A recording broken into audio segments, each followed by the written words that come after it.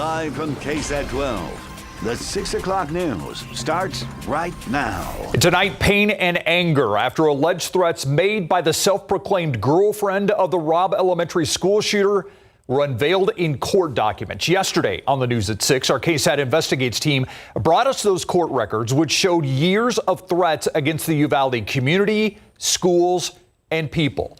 Lee Waldman spoke with the guardian of one of the Robb victims, who says an example needs to be made of this young woman's alleged actions.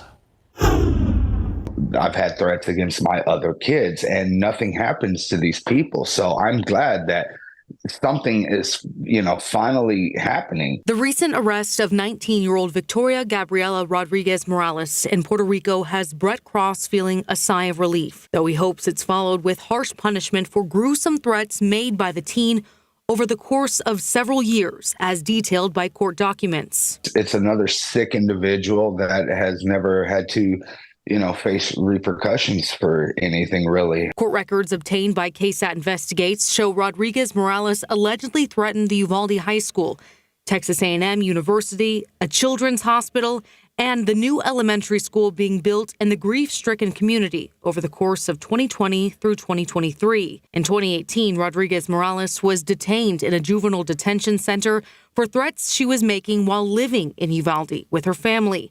When she was released 2 years later, the family moved to Puerto Rico, and the threats from the woman continued. The arrest affidavit explains Rodriguez Morales made several social media comments alleging she told former Uvalde CISD police chief Pete Arredondo about the shooting before it happened. If these things that she is saying is true about, Pete Arredondo knowing beforehand, that is truly a game changer. Rodriguez Morales is being held at the Metropolitan Detention Center in Puerto Rico. Prosecutors are asking that she remain there until her trial. They write her threats against the Uvalde community won't stop if she's free. And, quote, the community is still living with the trauma of the Robb Elementary massacre that she continues to reference in her threats. You don't move on from this.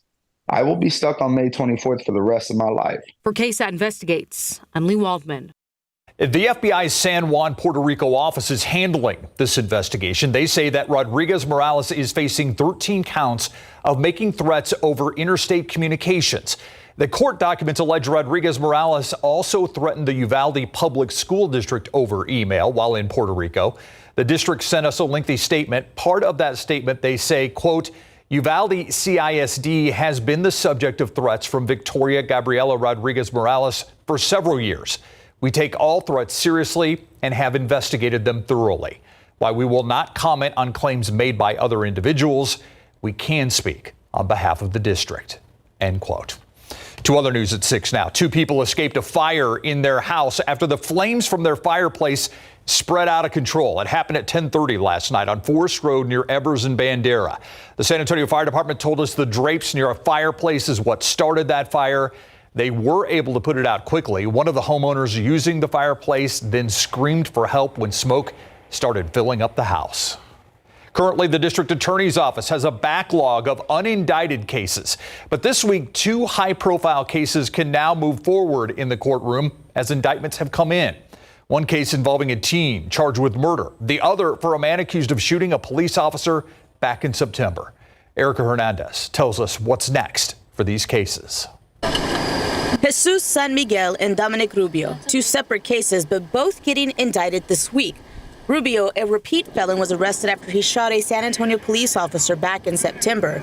SAPD says the officer spotted Rubio, who was wanted on 2 felony warrants, and approached him when he allegedly pulled out a shotgun and shot the officer. That officer survived his injuries. Rubio was charged with attempted capital murder of a police officer. The indictment charge, though, is not the same. It is now aggravated assault against a public servant. If found guilty, Rubio could face a lengthy sentence because he is a habitual offender. Also heading to a courtroom is the case of Jesus San Miguel. San Miguel, who was 18, this past April was arrested for allegedly fatally stabbing a John Jay High School student at a West Side restaurant.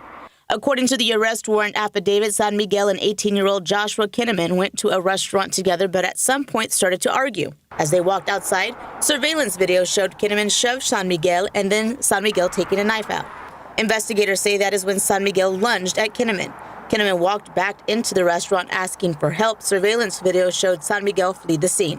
Kinnaman later died from his injuries. If San Miguel is found guilty, he faces up to life in prison. So what's next? Well, now the trial process begins. Now this is the very early stages.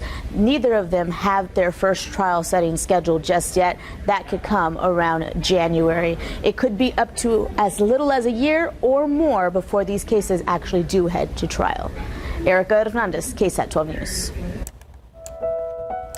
Migrants crossing illegally are now affecting business in Eagle Pass. Customs and Border Protection shut down incoming traffic from Mexico at one port of entry there due to the influx of migrants. There's no timeline when it will be back open and running. Our John Paul Barajas in Eagle Pass, where he spoke to store managers and elected officials. Store shelves are fully stocked as the holiday season is upon us, but in Eagle Pass, many store aisles are empty. And store managers like Diana Rodriguez are worried it's going to stay that way. Right now, when cars aren't passing and the bridge is closed, it's really hard. It's a huge impact because the majority of our sales come from the other side of the border. These are the times we prepare to have our best sales, Rodriguez told us. She blames Customs and Border Protection's decisions to shut down incoming vehicle traffic from Mexico at Bridge 1 and Eagle Pass for a lack of shoppers. CBP made that call Monday afternoon and sent a statement that reads in part, quote, "In response to this influx and encounters, we will continue to search all available resources to expeditiously and safely process migrants. CBP will continue to prioritize our border security mission as necessary in response to this evolving situation." Economically speaking, it's going to hurt us drastically. We always look forward to getting that, the people that come in from Mexico and do their shopping here within our community. And we also like to go to Mexico, as well for the different, doctor's visits. Precinct 3 Maverick County Commissioner Rosana Rios says they're a low economic county. And although she agrees there is a lot of crossings, she believes stopping and slowing traffic for legal crossers is not the solution. As for Rodriguez, she worries what will happen if traffic at Bridge 1 isn't open soon. This affects all of us. First the sales, then the employees, and then the store itself. And that's not right. Back out here, as mentioned, vehicle traffic at Bridge 1 is allowed to leave the country, but it's not allowed to enter the country here. We have reached out to CBP today by email, but have not heard back yet. As of Monday, they said this bridge will be closed to incoming traffic until further notice. It is important to note that pedestrian traffic here is not affected either way, but all incoming traffic will now have to go a few miles down the road to Bridge 2, which is only about 5 minutes away from here, but now you have everyone funneling into one port of entry as opposed to two. Coming up at 10, we'll hear from one woman who's already had to wait in that line for hours. In Eagle Pass, John Paul Barajas, KSAT 12 News. Thank you, John Paul. San Antonio council members gave the go-ahead for the city to annex more than 4,000 acres on the south side early next year. It's all but two of the properties coming up in red that you're going to see on the map. There we go. The city has been eyeing the land for a decade. The property owners had signed agreements that temporarily saved them from a previous wave of annexations. But now those agreements are expiring, and though the lone property owner who spoke at today's meeting said it wasn't much of an agreement in the first place. We cannot overemphasize that consent statement that's on that development agreement was made under duress, since there was no option to not get annexed. We didn't have that option. It was immediate annexation or sign the agreement. Back in 2017, the state tried to make it harder for cities like San Antonio to annex unincorporated areas, generally requiring a petition or a vote before you can extend city limits. But these agreements that we're talking about in this case, in this annexation, were signed before 2017. Helping fight hunger and feed families. That's the mission from our local food banks. But as our RJ Marquez tells us, it's become a bit harder to do for our surrounding areas. He takes us to the New Braunfels Food Bank, where there is a need for donations in this fast-growing area. The last few years have been kind of unpredictable. We do feel stretched thin. Every day is a new challenge for the New Braunfels Food Bank as they look to feed more families. Cost of living has gone up a lot in the last few years. Your grocery store bill has gone up a lot. The New Braunfels Food Bank primarily helps families in Comal and Guadalupe counties, two of the fastest growing areas in the country. Numbers from the U.S. Department of Agriculture show that people who receive food assistance in this area increased from January of 2020 to October of 2023, especially in Guadalupe County. We were about 2,500 families a month prior to COVID. So we've seen the steadiness of this number now for maybe about a year. You can see some of the food that the food bank currently has stocked here for some local families, but they are serving about 3,800 families a month.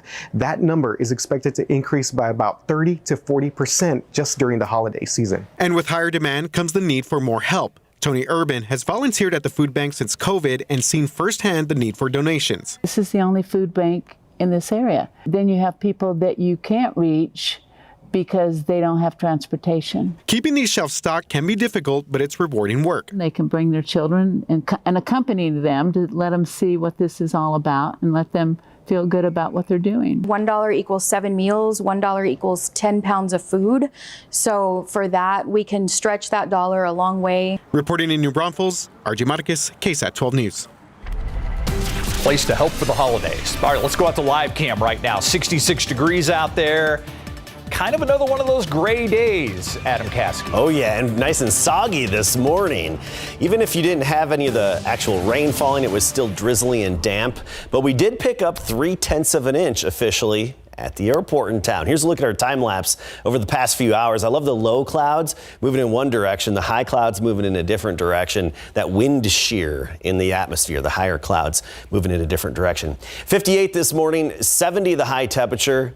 0.3 inches of rain, better than nothing. We'll take it. Partial clearing, fog for tomorrow morning. Talk about that, our next cold front, and the updated drought monitor in a few minutes. Thank you, Adam. How about a bit of good traffic news? We're going to show you a place that's usually backed up, 281 at Loop 410. Usually both the ramp from 281 to Loop 410 is backed up, as well as 410 itself. And as you see from this picture, there's traffic moving through there, but no major traffic tie-ups. A bit of good news on this Thursday. No Shave November almost over, but even though some of us are already clean shaven, we still have the rest of the night for you to donate. We're going to take a look at the current scoreboard after the break. Nice mustache, Sears.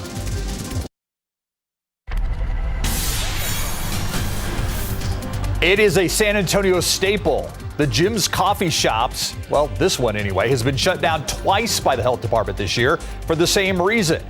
What did they have to say about the problems in this caffeinated behind the kitchen door? This and more coming up on the Night Beat tonight at 10. We have reached the end of No Shave November, as you might tell if you watched yesterday, and we're almost done raising money for 12 different cancer foundations, the way to fight cancer. Let's take a look at the current leaderboard right now of KSAT people, and you can see Max Massey, more than 5,000, Mike Osterhage pushing 4,000. By the way, as a team, we have raised almost $23,000. That makes us number 2 in the country. But we have until midnight. If you would like to donate, just scan the QR code on your screen right now to learn more. Thank you for everyone who has donated so far. Now we take a look outside, and big weather changes are coming. I'm hoping that means some sunshine, Adam. Yes, it will mean some sunshine. And we picked up, like I said before, 1/3 of an inch today. Area rain gauges around Bexar County and surrounding counties, generally around 1/4 of an inch, give or take. We are getting into a fairly dry stretch with one exception into tomorrow. I'll get into that in a moment, but I want to give you some good news. So this is the drought monitor from 5 weeks ago. Look at that really dark red in the center. Now let's fast forward to today, the newest drought monitor.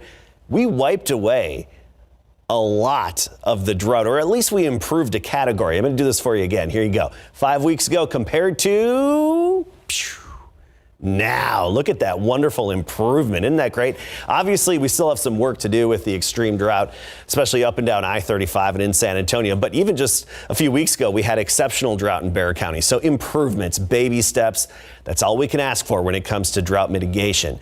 43% of the state is considered in drought. That's an 11% improvement compared to last week. But I do want to point out Louisiana and even Mississippi, some of our friends off to the east and into Arkansas, that's where we still have some extreme and exceptional drought widespread. You may have seen the stories about the Mississippi running low in some areas.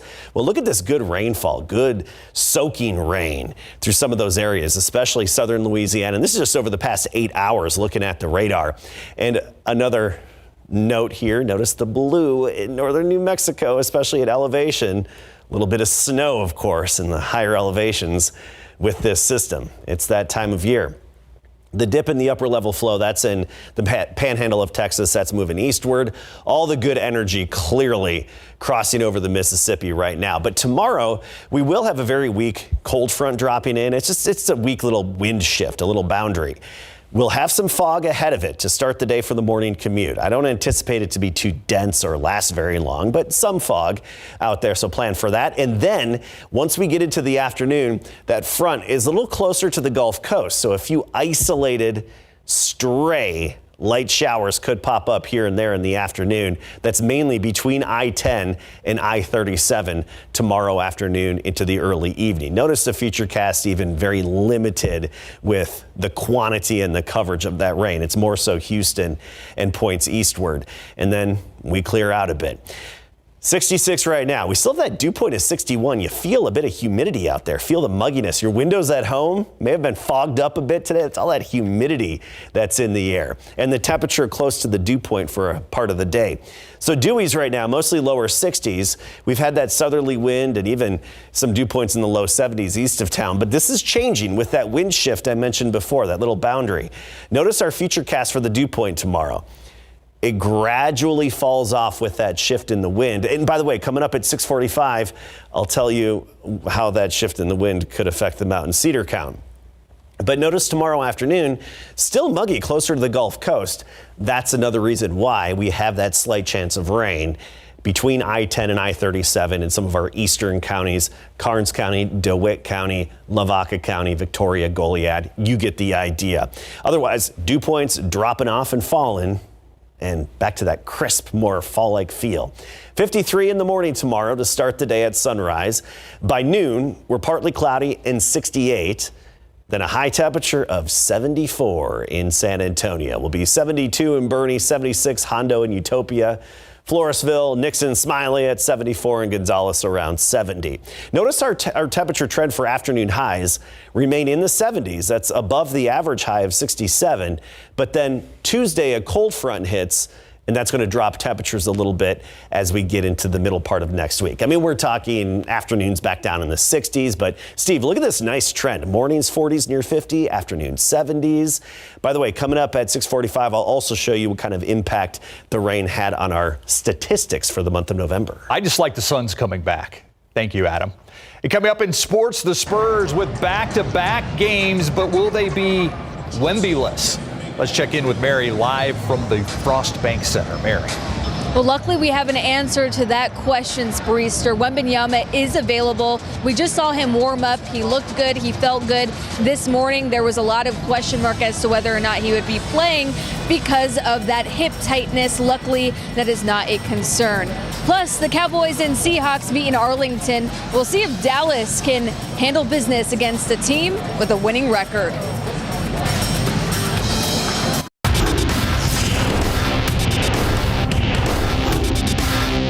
Nah, that's disgusting. No, it's not disgusting. Oh my god. Ketchup on pizza, bro? How do we fire combination? I did try, and it was kind of good, but, you know, I'm with Jeremy on that. Jeremy Sohan was blasted online this week for putting ketchup on his pizza, but he at least had Jetty in his corner. It's time for Big Board Sports. Well, there's not much laughter going on tonight as the San Antonio Spurs feel this is the night their near month-long losing stretch needs to come to an end. The Atlanta Hawks also come into the matchup frustrated as they've lost 5 of their last 7 games. On the Spurs' recent injury report, we learned rookie Victor Wembanyama is dealing with some hip tightness that could have sidelined him from tonight's game. But as it stands now, Wembanyama is available, and point guard Jeremy Sohan is suiting up after overcoming an agitated knee, and Doug McDermott is now doubtful with an illness. Now tonight, the Spurs are hoping their problem of giving up big runs to opposing teams doesn't take them out of tonight's game. There's just certain moments throughout each game where I don't know what it is. They go on a run, and I think part of being a young team is we tended to hang our heads a little more and thinking the game was over. And I feel like we've adjusted since then. When we were getting blown out, we've adjusted to next play, and we've given ourselves a better chance to win. So I think the whole thing is just keeping our heads up. Teams are going to make runs. It's the NBA. We're going to make runs on teams. They're going to make them back. We just got to know how to control our emotions when teams go on runs. The Spurs and Hawks tip off at 7 tonight, the last game of the month, and San Antonio hopes to end it like they started it, with a win. Football coverage brought to you by Davis Law Firm. Well, when the Dallas Cowboys and Seattle Seahawks meet tonight, they'll be battling for playoff contention as both teams currently sit in second place in their respective divisions. The Cowboys enter the matchup with an offense that's clicking on all levels, and the chemistry between Dak Prescott and CeeDee Lamb specifically is resulting in some of the best numbers in the NFL. Dallas will be put to a bigger test tonight, and a win will make next week's rematch against the Eagles much more meaningful. We've put ourselves in a great position, to, set ourselves apart offensively, obviously make more of an identity for ourselves, which is to take more shots, to be aggressive. The play style is immaculate and be physical and all that, but these are where the big games are won, should I say. So very excited for this. The Cowboys and Seahawks kick off at AT&T Stadium for Thursday night football tonight at 7:15. The Cowboys could make it 14 games won at home in a row. Just incredible. And Larry Ramirez will have a recap of both games tonight on the Night Beat. Back to you guys. Thank you, Mary. Coming up after the break, your medical questions. Doc Talk is up next.